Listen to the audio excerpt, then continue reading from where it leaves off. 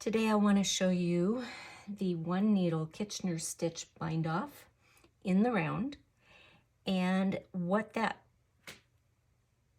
how you start that is with a single round with just the purl yarn.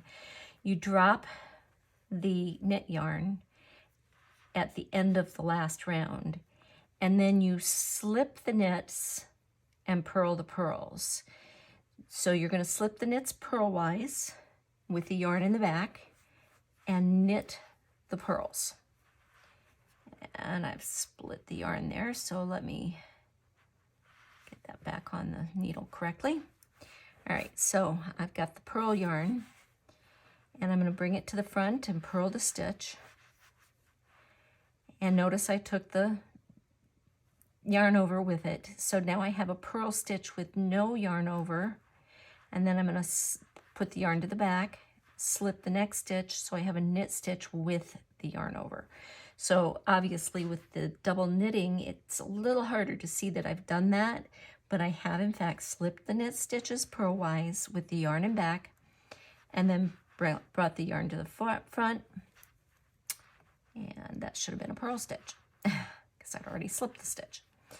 So slip the stitch with yarn in back, purl the next stitch, slip with yarn in back, bring it forward, purl the stitch, and a couple more here, and I'll be to the last stitch. And I'll show you something very unique that you're going to have to do. So I'm going to slip that last knit, and now I've got this purl stitch, and I've dropped my yarn, but it's at the front, so I need to make sure to pull it to the back so that I've got my yarn over, and then purl those two together so that I don't lose my yarn over, okay? Now that I've gotten to that last stitch, and I now have a full round where I have just purled the purl stitches, and all the knit stitches, including the yarn overs and the brioche, have been knit, or have been purled.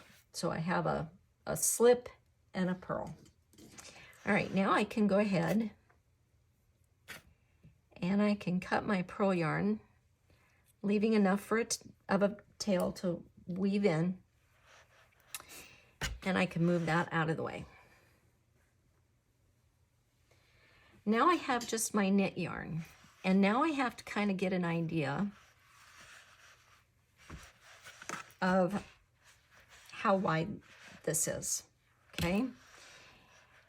So you want at least 4 times the circumference of your object, whatever it is, whether it's a sleeve or a cowl in this case. Now I'm giving myself a little extra. That would be my tail for weaving in. That's 1 circumference. 2.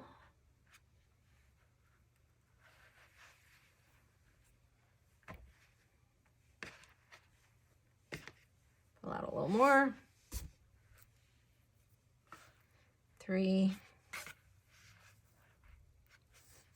And 4. All right, I'm going to give just a little extra. And that should be more than enough. I did 5 on my previous sample and discovered that was way more than I needed. So 4 should probably be adequate. You're going to use 2 removable stitch markers to mark the first 2 stitches. So place 1 in the first stitch and 1 in the second. This will help facilitate doing the last 2 stitches when you get there. All right. So I'm letting this one hang to the back and this one to the front, and then I'm going to start my actual bind off. So you're going to cut your yarn approximately 4 to 5 times. I find 4 with a little give is sufficient, and thread through the tapestry needle. Now I'm going to work the stitches by taking the tapestry needle through the first stitch knitwise, and I'm going to drop it off the needle. Okay, and then I'm going to put the tapestry needle into the next knit stitch. So I'm working the knit stitches, and I'm going to go to the next knit stitch and put it through purlwise and pull through. Now there's going to be some leeway for, you know, how tight you pull these. You're going to want it to match your other tension. And in this first case, you're going to pull it just a little bit because you want it to snug up that last stitch that you did. Okay. Now, you're going to work the first purl stitch, which is the first one off on the tapestry needle, by going through purlwise. And you're going to drop it off. So knit stitches, knitwise, purl stitches, purlwise. I've gone ahead and pulled that through just to get it out of my way. And I'm going to come between the knit stitch and the next purl stitch to the front. And I'm going to grab that purl stitch with the end of the tapestry needle knitwise. And that's kind of why I like the bent needles, because you want to grab that, and that little bend makes it just a tiny bit easier to grab that purl stitch purlwise and then pull all the way through.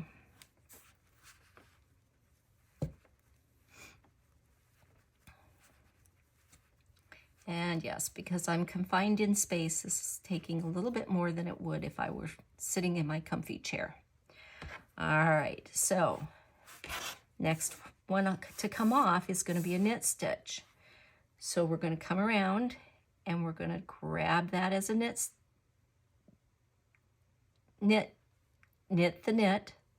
knitwise and pull it off. Skip the purl stitch and come to your next knit stitch and go through purlwise and pull it through.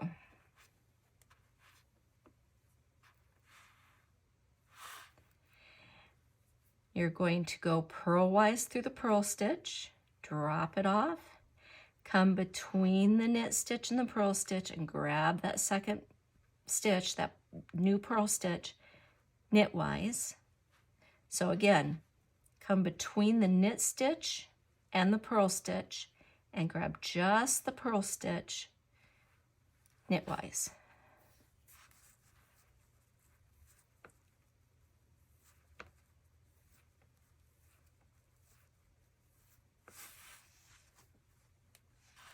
Why do I feel like this is wrong?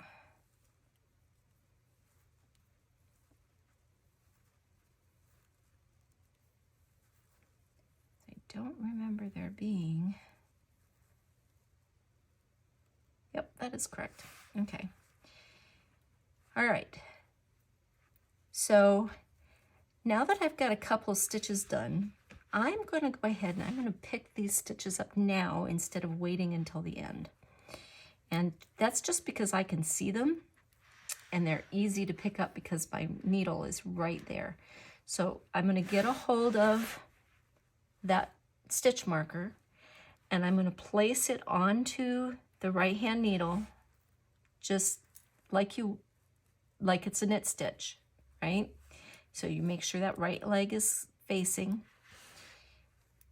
And you're going to do the same with the purl stitch. Now I'm not going to take these stitch markers off right now, just in case they should happen to fall off. But now I've actually already picked those up, which will be listed as one of the last steps. But it's much easier right now while this tip is right there waiting for it. Okay? And so now I'm just going to pull that forward and go back to doing my bind off. So knit, knit off, purl, purl off. So purl, knitwise through the knit stitch and drop it off, cross in front and pick up that knit stitch purlwise.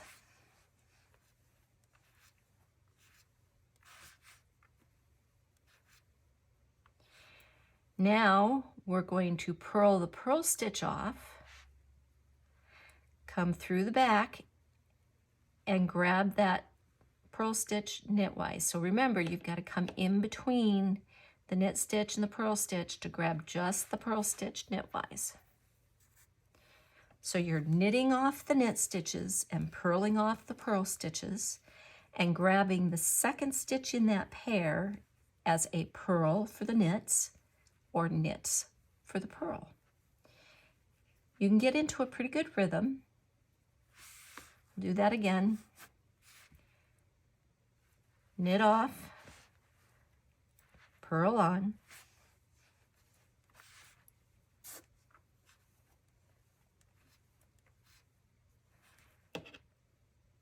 purl off, in between to grab that one so your yarn is running at the back of that knit stitch, and knit on. So purl off, knit on. And just keep on going all the way around. Might want to check your tension just a little bit every once in a while to make sure that you're not going too tight or too loose. Just kind of give it a tug and take a look at the stitches that have come off. They should kind of round over the top and look like that. Okay, so this is that final row of purls. This is the final row of the knits, and this is my knit on, purl off. Okay, a couple more times, and then I'm going to get to the end of these double knit stitches and show you the difference when we get to the double knitted brioche. Actually, there's no difference except for grabbing those yarn overs. Knit off, purl on,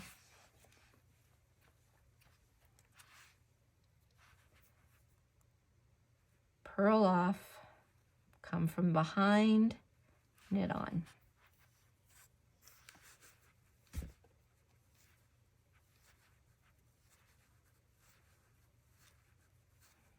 And yes, I'm confined to the light box, so that's kind of limiting my motion, and that's why it takes so long to pull that through.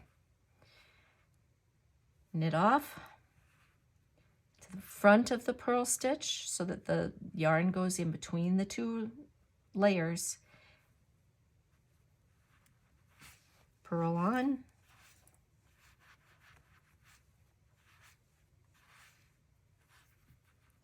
Purl off for the purl stitch, go behind the knit stitch and knit on that second stitch there, that purl stitch.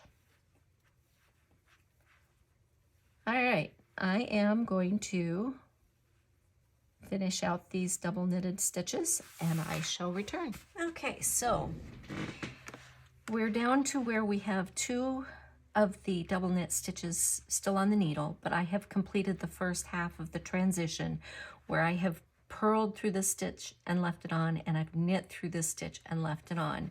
And we're now making that transition to the double knitted brioche section. 2 things I want to mention first. Look how, well, 3 things. How beautifully stretchy and how well it matches that initial cast on. Yes, on my cast on, you can see just a little bit more of the purple, but they're a beautiful match, right?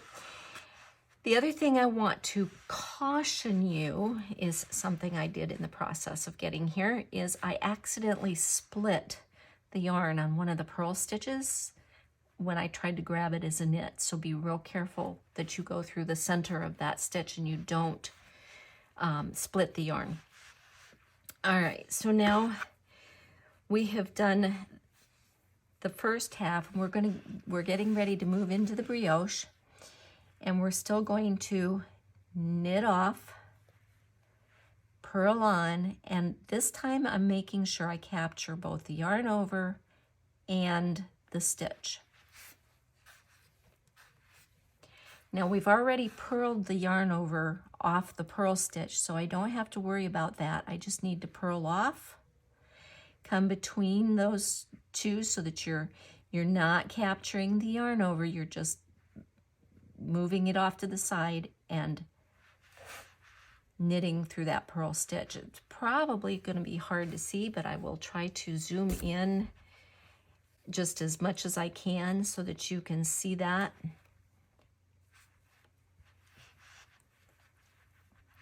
Let's see if I can spread those out a little bit. All right, so knit off, purl on, making sure I get the yarn over.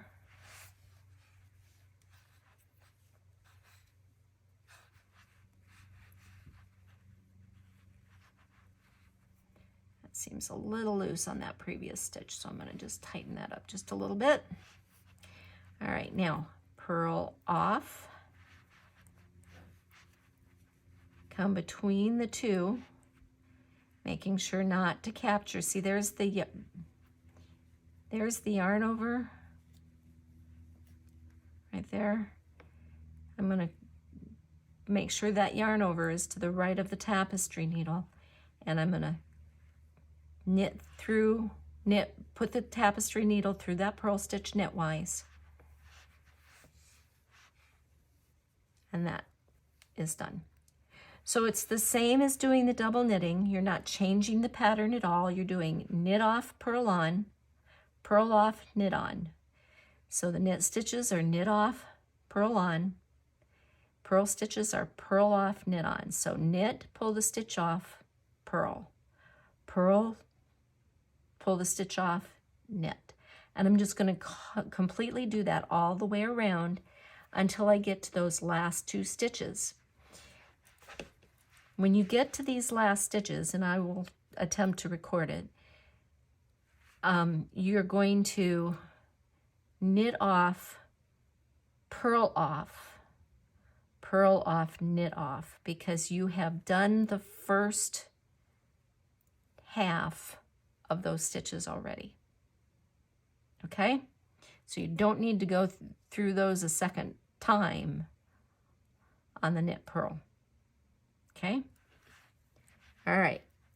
I'll meet you at the other end. So I'm now down to the last few stitches, including the two that have the stitch markers. I'm going to go ahead, and at this point, I'm going to pull that forward just a little bit so that I don't drop anything, and I'm going to take those stitch markers off because I really don't need them. I only left them on there while it was still close to the other end, and they might have been lost. So as you can see, I've done the first half of these two. I've actually done the first half of these two, okay? So I'm going to continue, knit off with that knit stitch, purl for the next knit stitch, purl off for the next purl stitch, and come around from the back and knit. So the knit and purl refers to knitwise and purlwise. I'm just not saying the full thing each time. All right, so now we've got just these last stitches on here. So I'm going to knit off, purl, whoops, see? No big deal when it gets lost. I'm going to go ahead and grab that one and that one just so that you can see what I'm doing. No sense in picking that one up. It's the second half of it. So purl off and knit. And I now have completed all of my stitches. You will need to do a little bit of adjustment at this point to get these stitches in there tightly. So just, you know, work your tension.